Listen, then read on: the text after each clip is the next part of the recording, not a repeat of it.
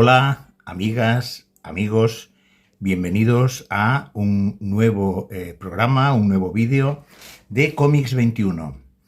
Hoy tengo una emoción especial porque entrevisto a Kim, el dibujante, mundialmente famoso, podríamos decir, por su Martínez el Facha en el jueves, pero en los últimos años, los últimos 15 años, un artista que ha demostrado su polivalencia, creando, junto con Antonio Alterriba, unos álbumes que han hecho historia.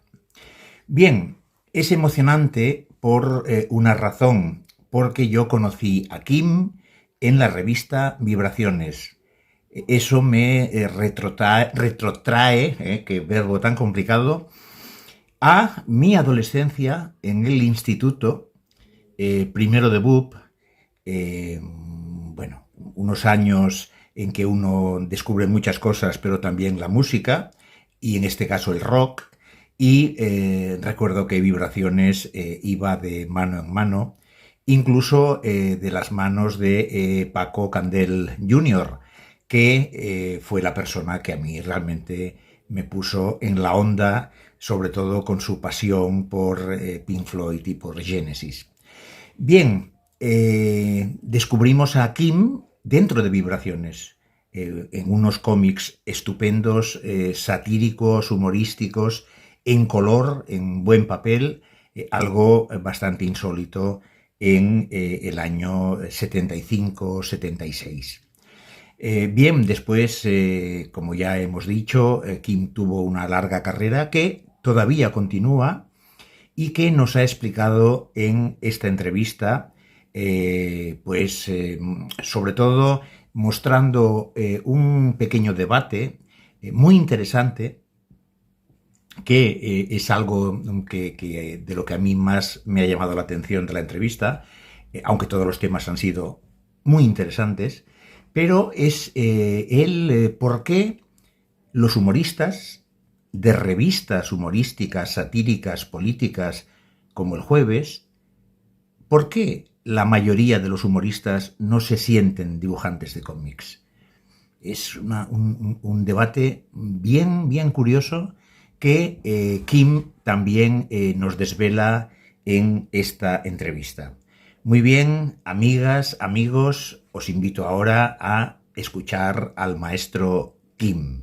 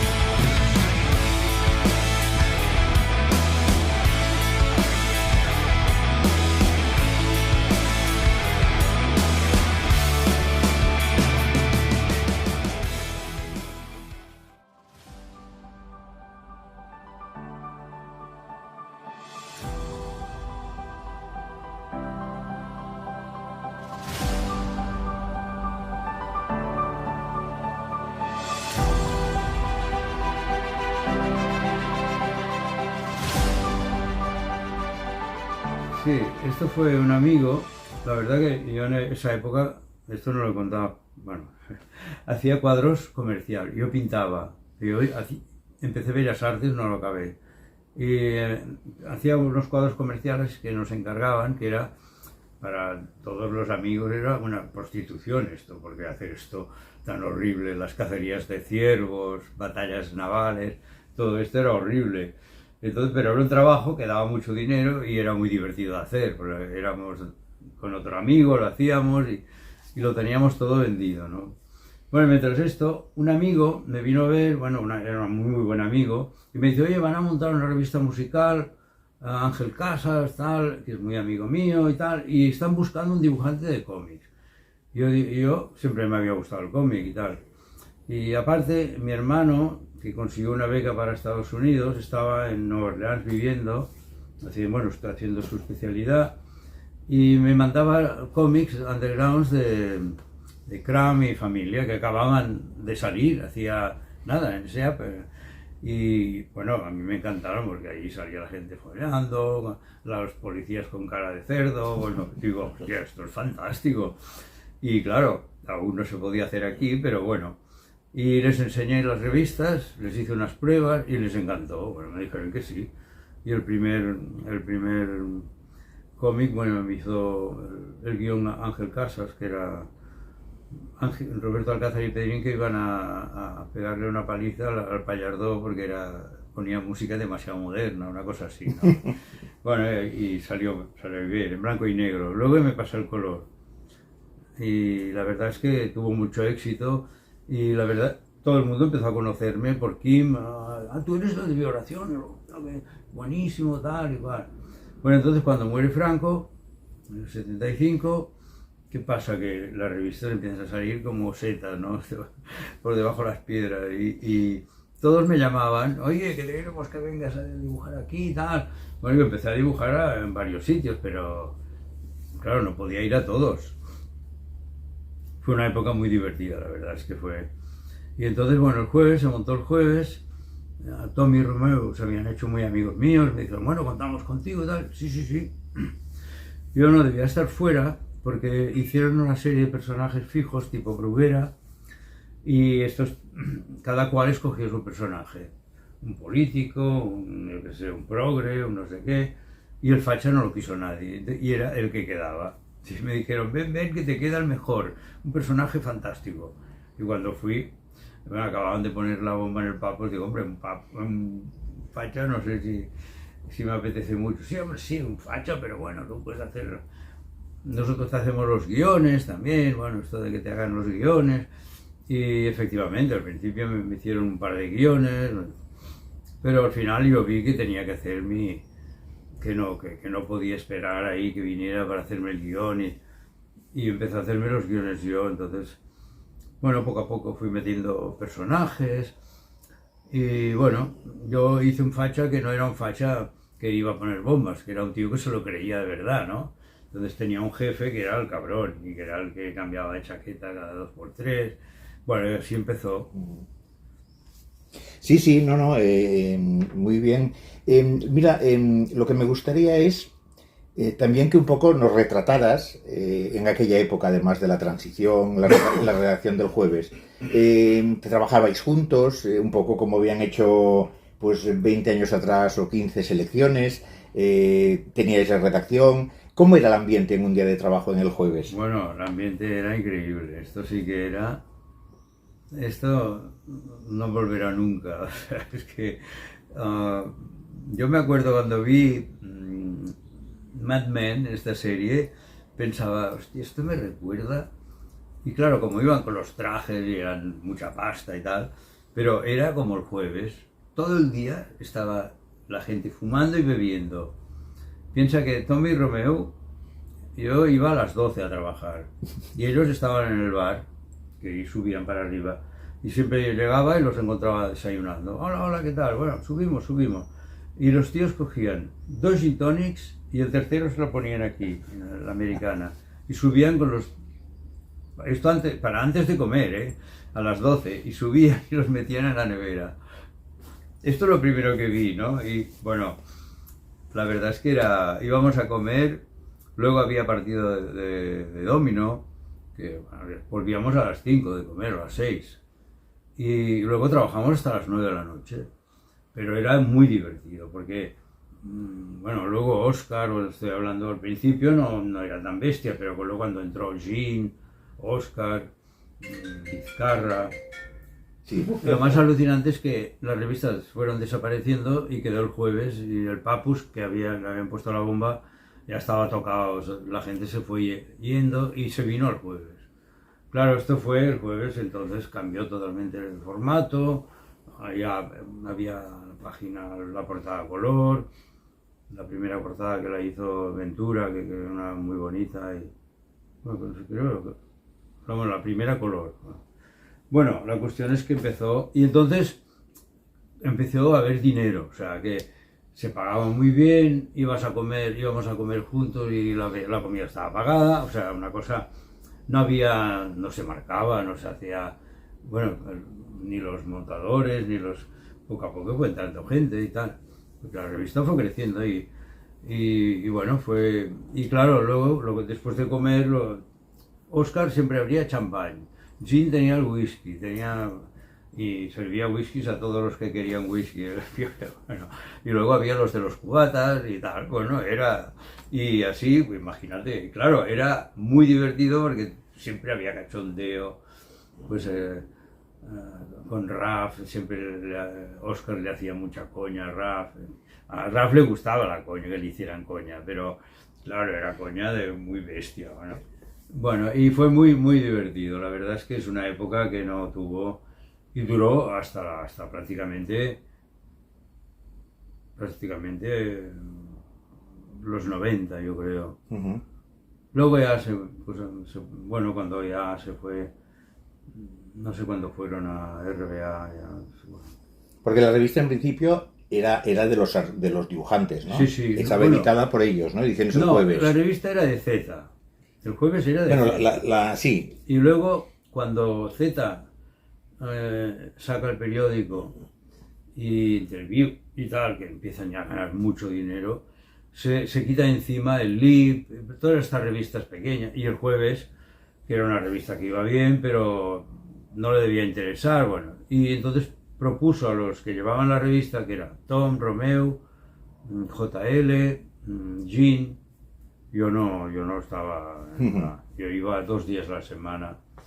Y entonces, bueno, estos les ofrecieron el jueves a cambio bueno, de que se fueran sin cobrar nada, o algo así, vaya. Bueno, hubo un pacto.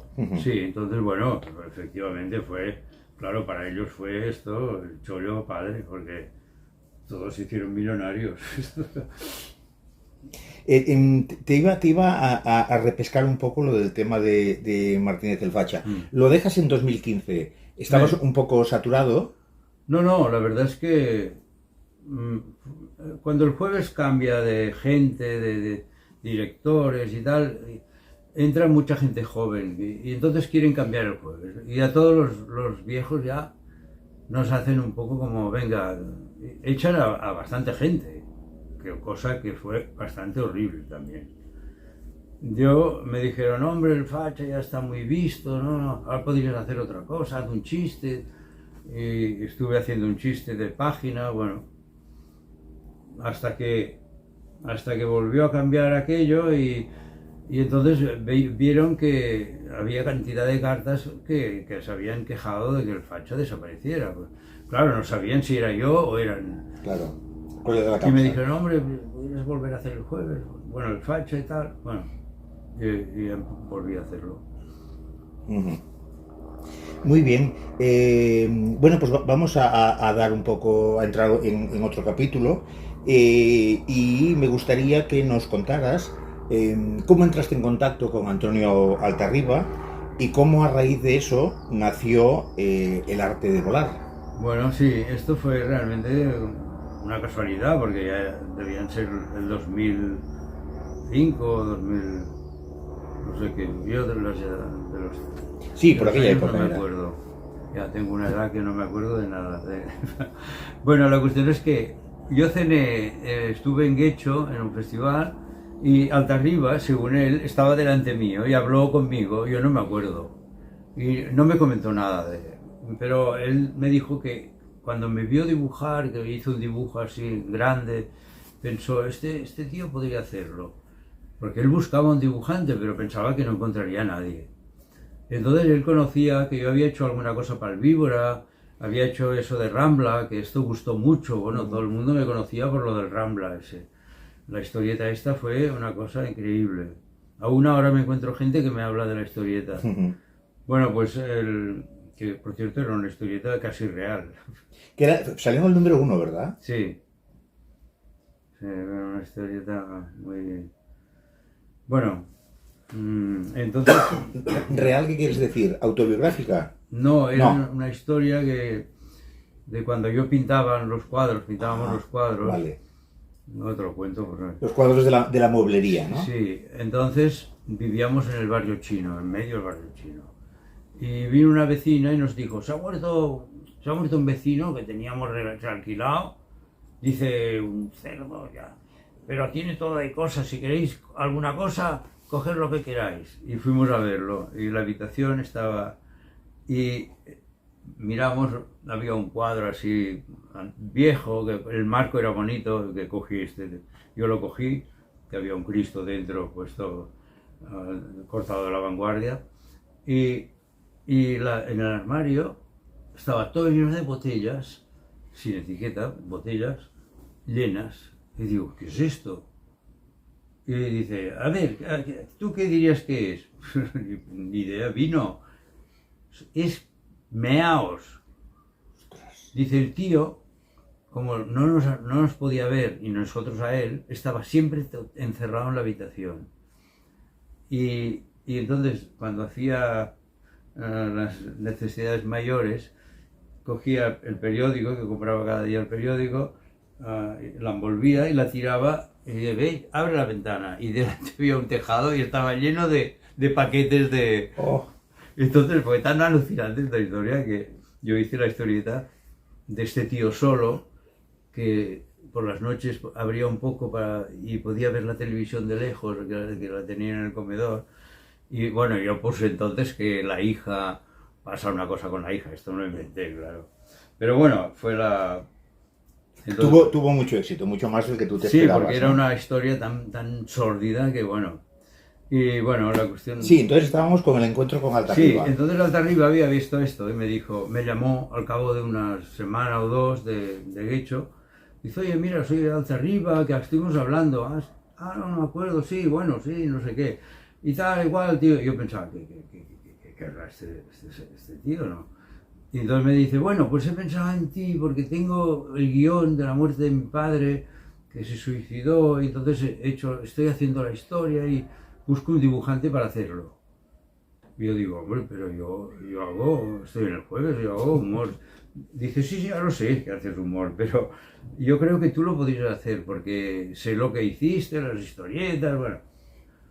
Bueno, la cuestión es que yo me quedé tan alucinado que me llamaran para hacer algo así, que al final pues, me sentí incluso un poco contento. Digo, ¿alguien se acuerda y cree que puedo hacer algo más? Porque para mí el cómic siempre me ha gustado mucho. Yo, la gente del humor no tiene nada que ver con la gente del cómic, son una cosa totalmente distinta. Sí, o sea, sí, es verdad. hay alguno, por el Montéis, por ejemplo, que le gusta el cómic, pero la mayoría no les gusta el cómic. Entonces, bueno, a mí que me gustaba. Y entonces, bueno, me manda unas páginas y hizo unas pruebas. Entonces vino él con el editor, que era ¿cómo se llama? Sí, el Paco Camarasa. Paco Camarasa. El editor era un tío muy majo y tal, era un tío que le iba muy bien, había empezado a publicar mucho y estaba dispuesto a publicar el libro. Y sí, bueno, empecé a hacerlo de un modo muy poco profesional porque no me leí el guión, empecé a hacerlo a medida que iba leyendo. Y tardé 4 años, yo pensaba que había tardado 2, y entonces Altarriba me dijo, no, has tardado 4 años, 4 años, no. Pero en esa época yo tenía mucho trabajo, no como ahora que ya no hay nada que hacer. Y además creo que pusiste la condición de que Sí. no te dieran prisas, ¿no? Que Bueno, lo yo podías les hacer dije, tranquilo. mira, lo hago, pero en plan tranquilo, porque si me ponéis un día de entrega, entonces no, porque sé lo que es un día de la entrega, estar deprisa, no puedes acabarlo a gusto. Y bueno, yo pensé que el libro sería un libro muy de minorías, y él también. Entonces, bueno, empezaron a llamarnos de los periódicos. Yo lo llamaba y le decía, oye, pero ¿qué son amigos tuyos? Estos tíos del país. Y yo, no, que les ha gustado, nos dice que van a darnos el Nacional. Digo, y no sabía ni lo que era. ¿Y qué es esto? Digo, el Premio Nacional, ¿qué tal? Y bueno, efectivamente, que nos dieron el Premio Nacional y se vendió a Francia, se ha vendido, bueno, no sé, a 25 o 30 países. Aún se sigue vendiendo a países. Ahora se ha vendido a Chequia y a Polonia. O sea, va corriendo poco a poco, va... Respecto al Premio Nacional, creo que tienes una anécdota con el príncipe, ahora rey, ¿no? ¿Una anécdota? En alguna entrevista has comentado como que fuiste a recoger el Premio Nacional y, bueno, coincidiste con el rey o con el príncipe entonces. No, esto fue una comida Ah, en el era Palacio otra cosa. Real, Ah, era otra cosa. Ah, vale, vale, vale. que lo hice para el jueves, porque Altarriba no quiso ir al Palacio Nacional. ¿Pero quién os invitó? Invita a la Casa Real a todos los premios nacionales, Ah, vale. y era un homenaje a una escritora catalana que no sé cómo se acuerda, que es muy mayor, que ya se ha muerto. Bueno, no me acuerdo. Tendrías que buscarlo. Y yo fui, y entonces fue muy divertido porque me pusieron al lado de Juan Manuel de Prada. Ah, sí, Que sí, sí. es un escritor así un poco Sí, sí. muy de derechas, pero es un tío, bueno, un tío, y estuvimos hablando bueno, no sé, hice la historieta del jueves de todo lo que pasó en esta comida, ¿no? Y bueno, pero anécdotas, sí, hay una anécdota del rey, cuando la época que el jueves era una revista, pues con la monarquía, y hacíamos bromas, pero no las bromas que se hacen ahora, ¿no? Bueno, que ahora ya no hay límites. No hay límites. Y bueno, tampoco hay que llegar a esto, yo creo, porque nosotros, bueno, el rey les gustaba el jueves, o sea, y una vez en Alcalá de Henares, en la universidad, que daban unos premios y tal, yo estaba vestido con traje y tal, estaba Forges hablando con la reina, y Forges me hacía así. Yo miraba y no, pensaba que llamaban a otro, y al final digo yo, y voy y me presenta la reina. Dice, mira, majestad, este es uno del jueves. ¡Ay, qué bien! Mira, es que te quería explicar la historieta de esta semana pasada que nos ha gustado tanto. Dice, resulta que mi hija tiene, con Urdangarín, la casada con Sí, sí, Urdangarín, sí, Cristina. tiene un hijo y está en el mercado, en el hospital, con mi yerno Urdangarín. Y Urdangarín nos llama y dice, suegro, ¿qué hago? ¿Qué hago? Acaba de salir el niño y tiene el cordón umbilical, no sé qué, y dice, tú compórtate como un Borbón, coge las tijeras, córtalo y di, queda inaugurado este Borbón. Y esta historieta les encantó. Y entonces el rey venía andando y ella lo llama, ven, acá, ven. Mira, es uno de la revista y tal. Pero yo no la he hecho yo, la hizo Pachi Dígoras, la historia. Vale. Y yo digo, no lo he hecho yo. Dice, pero no, es que nos ha encantado. Yo le dije, supongo que se la mandaron luego, porque, bueno, esta época el rey era todo el mundo le caía bien. Sí, exacto. Nada que ver con ahora. Bueno, además era un tío muy simpático, muy cachondo. Y bueno, fue así. Sí. Muy bien. Luego, bueno, un poco, supongo que a raíz del éxito del arte de volar, bueno, Altarriba también quiso contar un poco la historia de su madre, ¿no? Sí. Que en el arte de volar pues no aparecía tanto. Bueno, no, que muchas veces cuando íbamos a mesas redondas y así, las mujeres le preguntaban, oye, pero tu madre no sale tal. Y en Francia sobre todo, en Francia le preguntaron, en esa época Francia estaba más adelantada que aquí, y le preguntaban siempre por la madre. Y él dijo, tengo que hacer algo con la madre. Dice, no sé, estoy mirando, estoy pensando que de hacer otro... Digo, hostia, no vas a hacer un libro de tu madre, no me jodas. Y el tío dice, no, pero espera, es que mi madre tiene una historia que no cree. Y entonces me empezó a explicar un poco, y digo, hombre, pues igual sí que podría. Yo creo que es mejor el libro de la madre que el otro. Porque el otro sí es la guerra, pero el libro de la madre para mí es precioso. Sí. Y eso de cuando sirve en el palacio militar, y bueno, es una historia muy... A mí me gusta mucho este libro, mucho. Sí, sí, no, no, desde luego, está muy Quedaba bien. rota. En ese entreacto de esos libros, creo, o bueno, por Sí, ahí en medio, está también tu colaboración con Hernán Migoya, sí, con Nuevas Hazañas Bélicas. sí. ¿Cómo fue esa experiencia con Hernán? Bueno, Hernández, nos conocimos y me cayó muy bien, era un tío muy, muy loco, pero muy divertido. Y entonces Navarro montó una especie de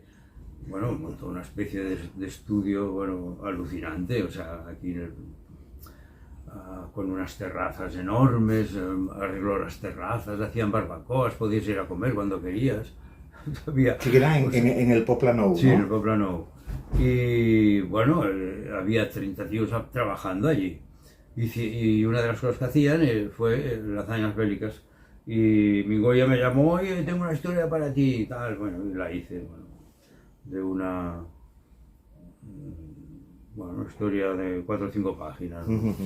Sí, sí, no, no, la recuerdo bueno, estaba muy bien. El ala rota, volviendo un poco, ¿tuvo el impacto que tuvo el arte de volar? No tanto, pero también lleva mucha venta, ¿eh? O sea, es un libro que cuando la gente lo lee le encanta, ¿no? Y vienen las mujeres sobre todo, venían. Y ha sido una experiencia bonita porque mucha gente mayor leyó este libro que no había leído nunca un cómic. Pues una abuela, ¿no? Ujú. Y entonces la hija le decía, mamá o abuela, lee este libro. Y a ver, ay, esto es lo que quieres que lea, te veo, yo no. Bueno, pues lo empezaban a leer y claro, se quedaban llorando y tal. Y esto ocurrió aquí en Francia muchísimo, porque en Francia venía mucha gente a que le firmáramos que era hija de españoles o hijos. Claro. Y claro, contaban la historia del abuelo, que era la misma que el padre de Altarriba. Sí, sí, sí. Y era muy curioso. Y entonces, bueno, Altarriba estaba muy contento de la historia del libro de su madre, porque ha tenido un impacto y muy buenas críticas. Ujú. Entonces, Altarriba continuó trabajando cada vez más ya con Keiko, Sí, ¿eh? Bueno, tú decidiste seguir un poco en la línea bueno, yo, del mira, libro, sí, del libro extenso, de una historia con peso, y hiciste Nieve en los bolsillos. no, yo pensaba en hacer algo cuando Altarriba me dijo, voy a hacer una trilogía con Keiko y tal, pues fantástico y tal. Y bueno, yo pensaba, también el trabajo había bajado bastante y tal, y en Angoulême estuve con Antonio y tal, hablando un día un grupo de dibujantes, ahí estaban todos, había un tío alemán que me preguntó no sé qué y tal, y yo le dije, yo estuve un año en Alemania trabajando.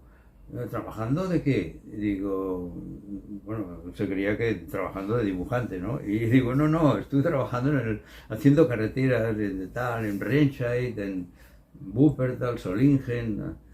Y el tío se quedó como, ¿cómo dices?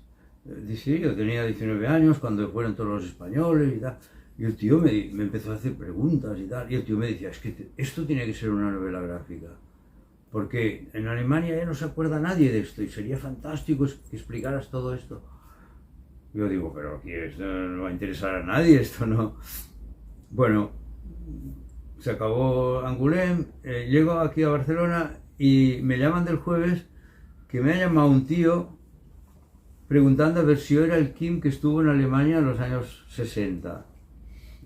Me decía la secretaria, me ha dejado el teléfono y digo, bueno, dame el teléfono, lo llamo enseguida. Y sí, era un amigo, bueno, un personaje que era el de la barba, que era el militar, que lo querían hacer estudiar para militar.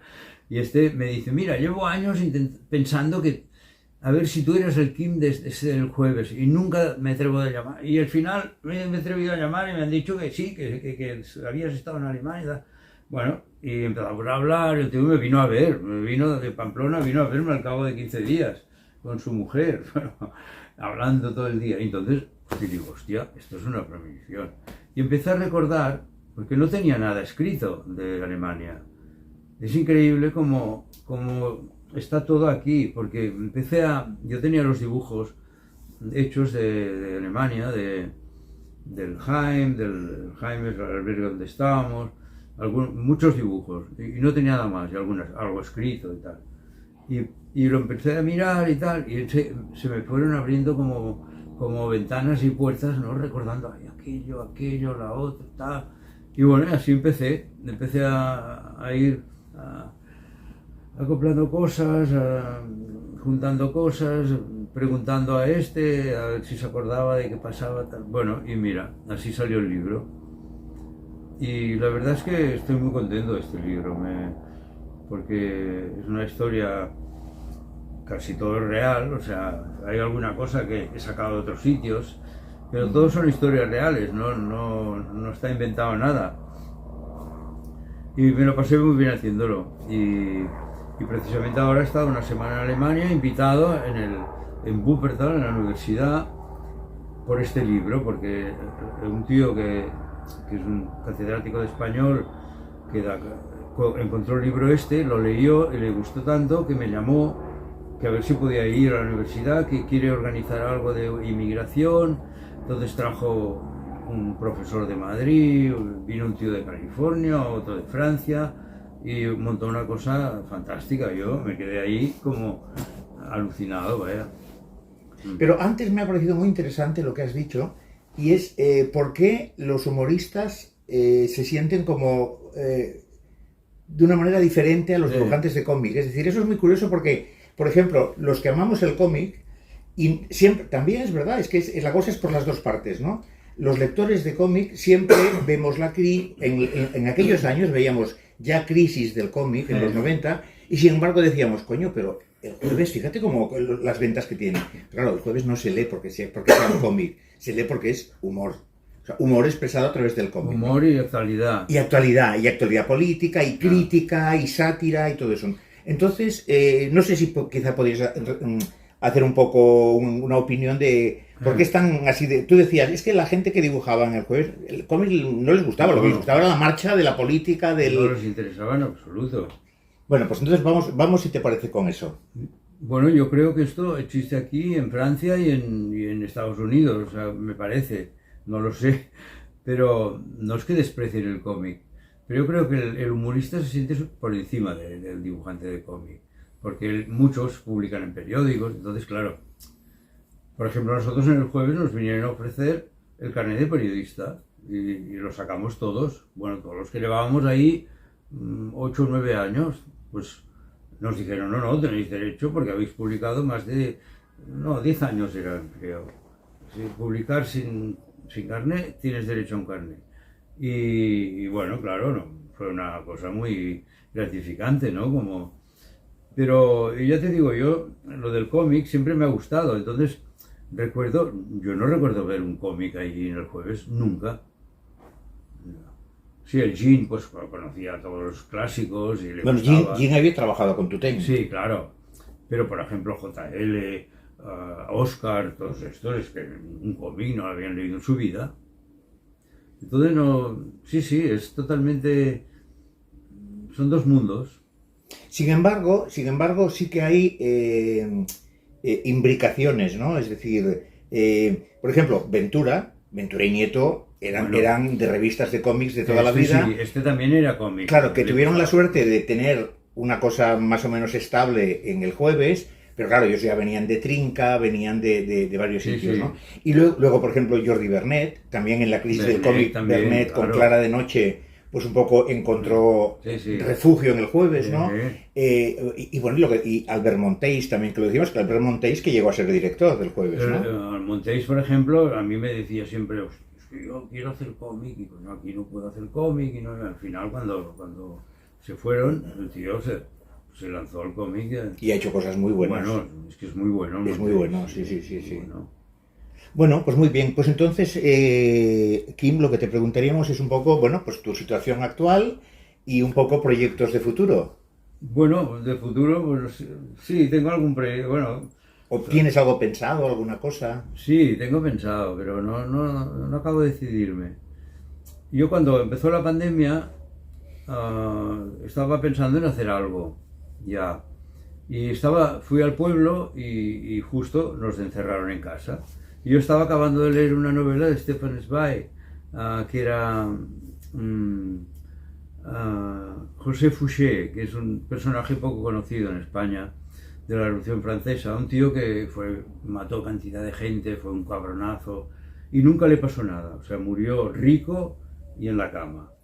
Y este tío, el libro de Stefan Zweig es fantástico, o sea, me reí, y bueno, da miedo, da risa, y cuando lo acabé digo, ¿y si hiciera una novela clásica? Porque justo se acababan los derechos entonces. Y me empecé a hacerlo sin decir nada, ni siquiera, porque normas me decían, bueno, que haz algo. Pensé en hacer un western, me leí a Sender, que tiene un libro de El bandido adolescente, que es de Vil el Niño, que fue un profesor español que se fue a California, y justo en la universidad donde estaba creo que tenían toda la investigación que se ha hecho sobre el Vil el Niño. Entonces él se la leyó y escribió Pero me había gustado mucho este libro cuando lo leí, que tenía 30 años, pero lo volví a leer, me gustó, pero no lo vi para un cómic, no.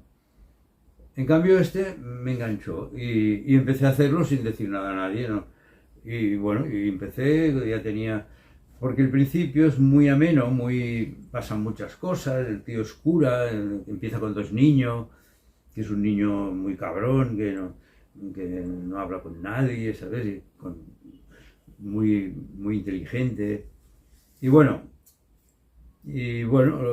lo que pasa que hasta medio libro disfruté. Luego, a partir del medio libro, llega Napoleón. Y entonces ya todos son palacios y trajes y palacios y trajes. Y bueno, he acabado de palacios y trajes hasta aquí.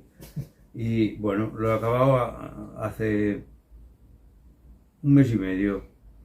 Es a color y como dibujo un poco clásico. Yo quería hacer dibujo moderno, el comienzo es un poco moderno, pero luego poco a poco me voy volviendo clásico y no hay nada que hacer. Bueno, y no sé, este libro ahora, lo están montando, lo están picando los textos. ¿Es extenso? Bueno, son 100 páginas. Voy a enseñar un par de páginas que tengo, unas copias que tengo. Muy bien.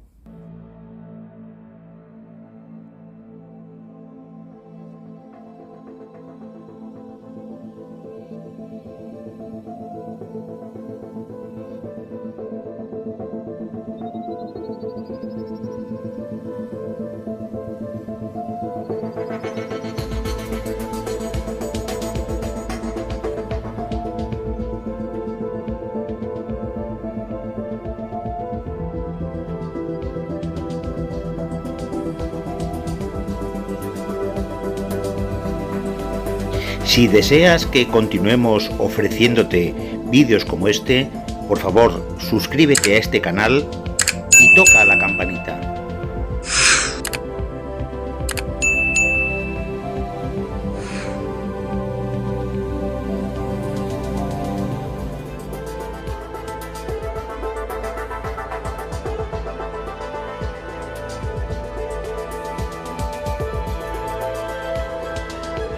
Bueno, os dejamos un pequeño debate para vuestras opiniones en los comentarios. ¿Por qué los dibujantes que se dedican al humor en revistas de actualidad política y que se expresan en formato cómic, por qué no se consideran dibujantes de cómics? ¿Qué opinas tú?